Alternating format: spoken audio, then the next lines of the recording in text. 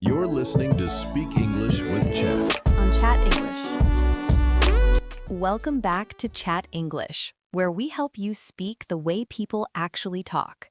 There is one specific habit that kills 90% of your English conversations, and you probably did it this morning without realizing it. Picture this. It's Monday morning at the coffee machine. A colleague asks, "How was your weekend?" Your brain freezes. You panic, and you just say, "Good." The conversation dies instantly. The silence is painful.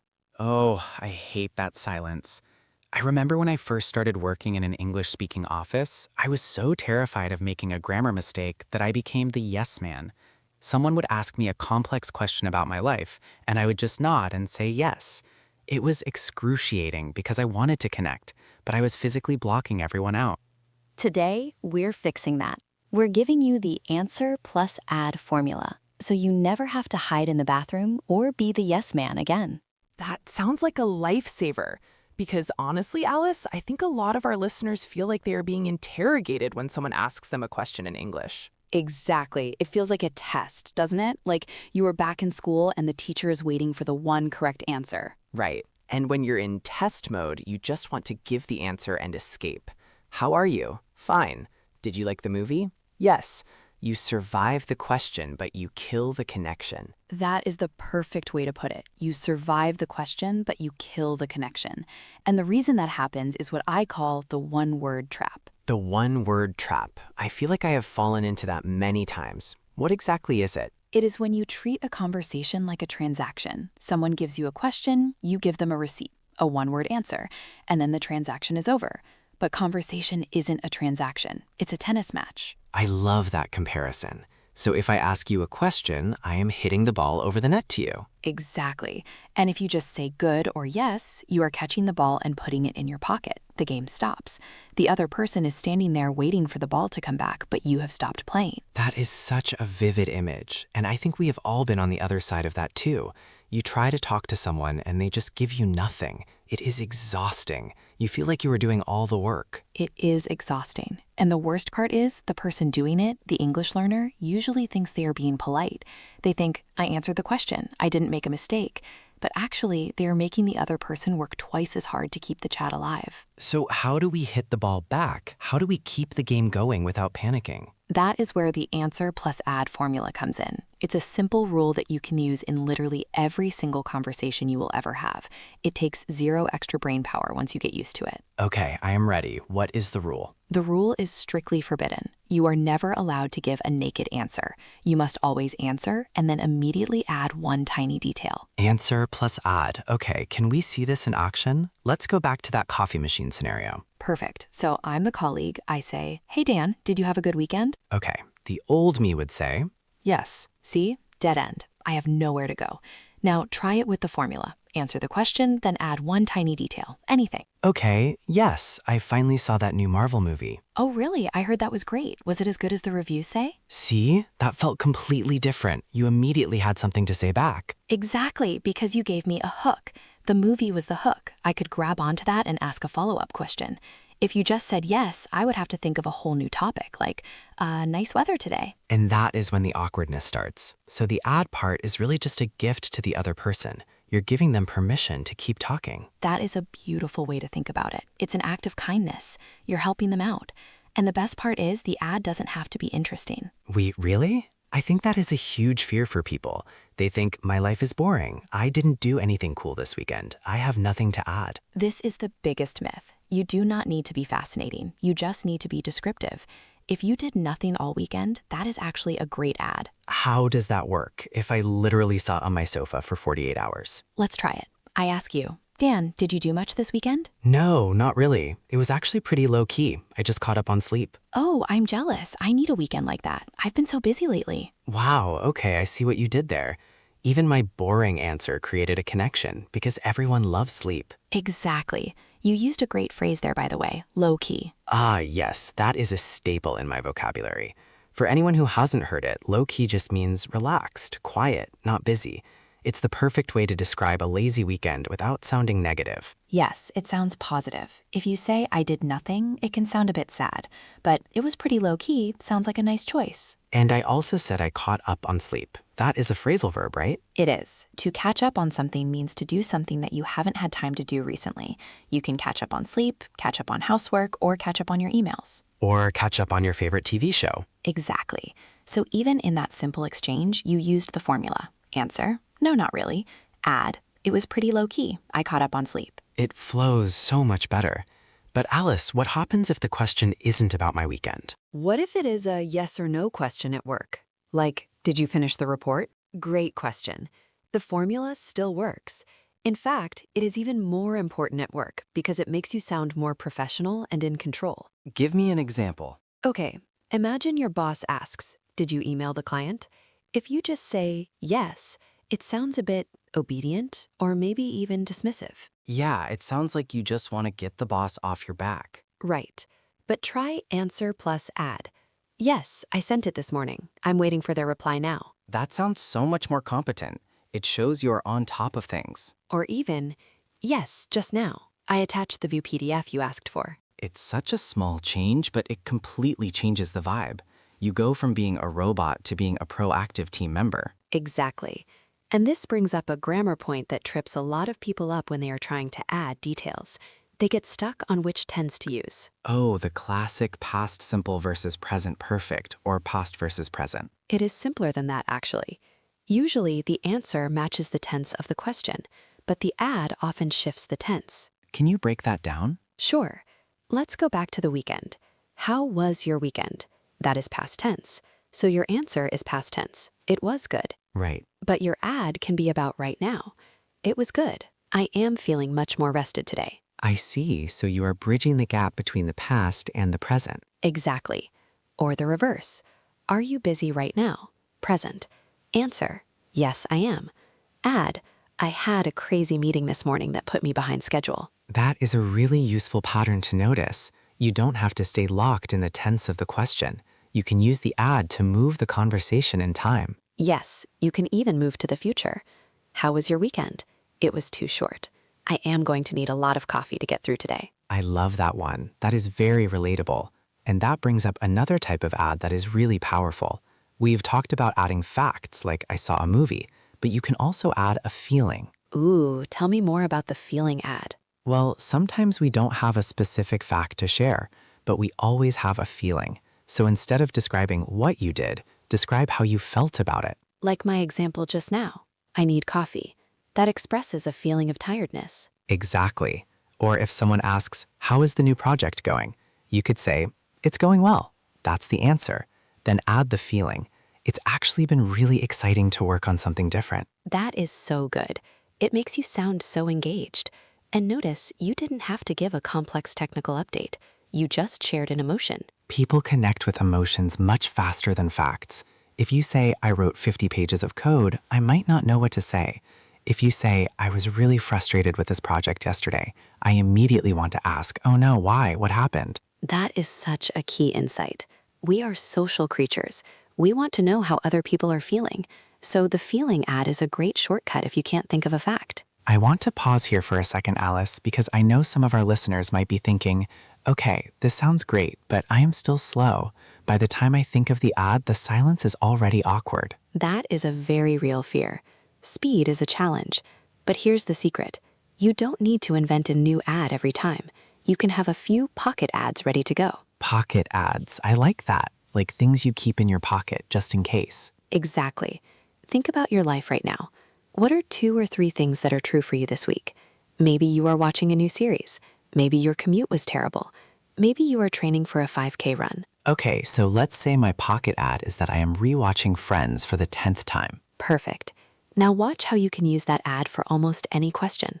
Okay, test me. Ask me anything. Hey Dan, how are you doing? I'm doing well, thanks. I stayed up way too late watching Friends last night, though. Nice. Okay, next one.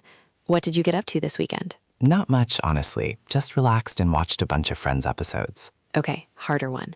Are you free for lunch? Yeah, I'd love to. I need to get away from my screen. My eyes are square from watching too much TV lately. See? You used the same basic fact, watching TV in 3 different scenarios. That is actually mind-blowing. I didn't realize how flexible one fact could be. It takes the pressure off. You don't need to be a creative genius in the moment. You just need 1 or 2 things going on in your life, and you can plug them in anywhere. That is a huge confidence booster. It means I can prepare before I even walk into the office or the Party. I can prep my pocket odds. Exactly.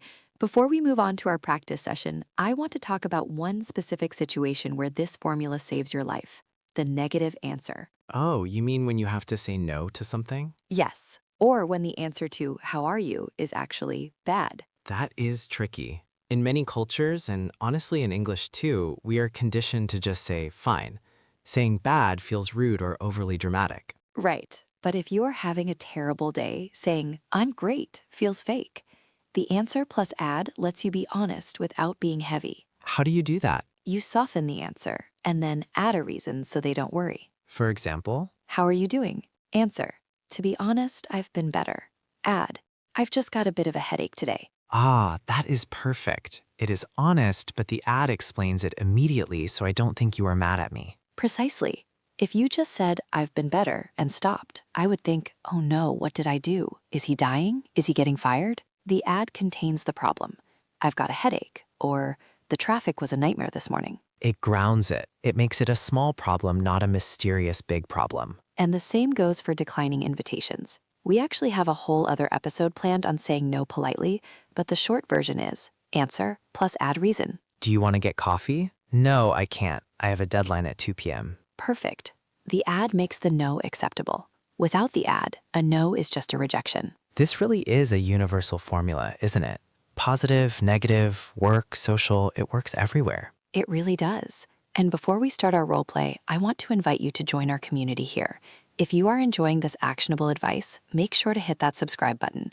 We release new episodes every week that help you navigate these exact kinds of tricky daily situations. And we love reading your comments, so being subscribed means you can jump into the discussion as soon as the episode drops. Okay, are you ready to put this into practice? Let's do a little role play. Let's do it. I will be the English learner and you be the scary stranger in the elevator. I will be the friendly neighbor in the elevator. Let's see the difference between a conversation killer and a conversation builder. Okay, I am ready. Scenario 1. You are entering the elevator. I am already there. Hi there. Chilly morning, isn't it? Yes. Okay, have a nice day. Ah, that was painful. I felt the air leave the room. I wanted to say more, but my brain just stopped at yes. It really shuts the door, doesn't it? I tried to start a connection about the weather, and you basically said, agreed, end of transmission. Okay, let me try again. I am going to use answer plus add.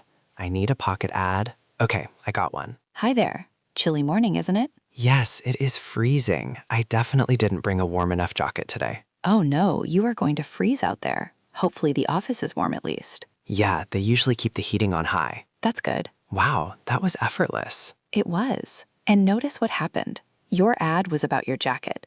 That gave me something to comment on. Then I asked about the office. You answered and added again. It felt like a real tennis match, back and forth, and I didn't use any complex words. Freezing, jacket, heating, simple stuff. Simple is good.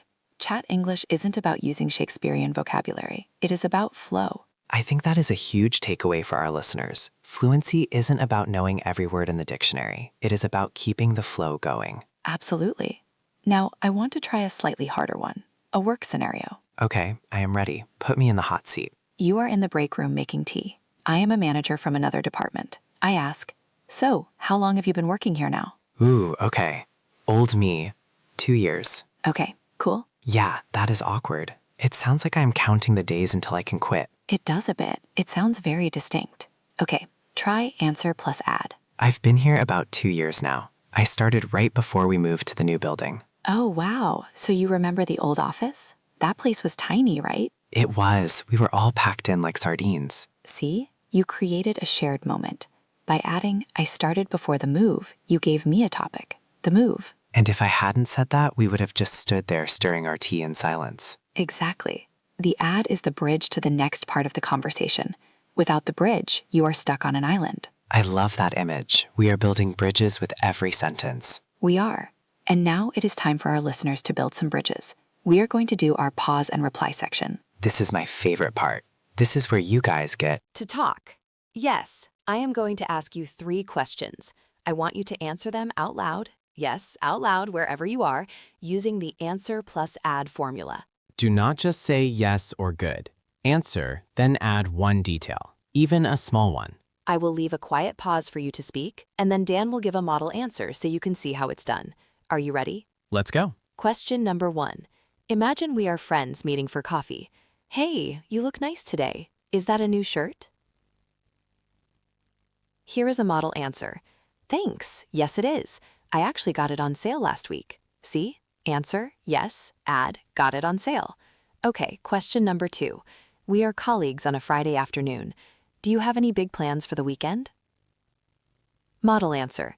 Not really, just relaxing. I'm planning to finally try that new pizza place downtown. Nice add. Now I can ask you about pizza. Okay, last one. Question number 3. A neighbor sees you arriving home. Did you have a long day at work? Model answer. Yeah, it was pretty long. We had a meeting that dragged on for 3 hours. Dragged on. That is a great phrasal verb for the ad. Yeah, to drag on means to continue for too long, usually in a boring way. Meetings love to drag on. They certainly do. How did you do? Did you manage to add a detail every time? If you found it hard, don't worry. It takes practice to retrain your brain. Your brain wants to take the easy path, the one-word path. You have to manually steer it to the add path. And that is why we call it a practice. You have to do it to get better at it. You know, Alice, what I love about this formula is that it actually takes the pressure off the learner. How do you mean? Well, before, I used to think I had to be funny or clever to keep a conversation going. I thought I had to tell a joke or have a fascinating opinion. But answer plus add creates the conversation for me. I just say a fact and the other person reacts to it. That is so true. It allows you to be ordinary. You can talk about your shirt, your pizza, or your meeting. Ordinary life is what connects us. We don't need to be TED Talk speakers. We just need to be humans having a chat. Exactly. And honestly, the people who are the best conversationalists are rarely the ones with the wildest stories. They are just the ones who keep the ball moving. They are the good tennis players. They are. They hit it back so you can hit it again. So Alice, what is our challenge for the listeners this week? The challenge is simple. I want you to use the answer plus add formula once in the next 24 hours. Just once? Just once to start. It could be with a barista at a coffee shop. It could be with a colleague on Zoom. It could even be with your cat if you want to practice solo first. My cat is a great listener, but he never adds anything back. Well, you can practice for both of you then. But seriously, try it on a real person. When they ask a question, catch yourself before you give the one-word answer. Stop, breathe, answer, and add. And notice what happens. Notice if they smile. Notice if they ask a follow-up question. I guarantee the interaction will last at least 2 sentences longer than usual. It absolutely will. And we want to help you practice right now in the comments. Yes, let's start a thread. I am going to ask you a question right now. I want you to reply in the comments using answer plus add. What is the question? The question is, what did you have for lunch today? Ooh, good one. So don't just write sandwich. No, write, I had a sandwich, plus it was actually a bit dry. Or, I had leftovers, plus I made them 2 days ago. Or I skipped lunch, plus I was too busy working. Exactly. Give us the answer and give us the add. We will be reading through them and replying to as many as we can.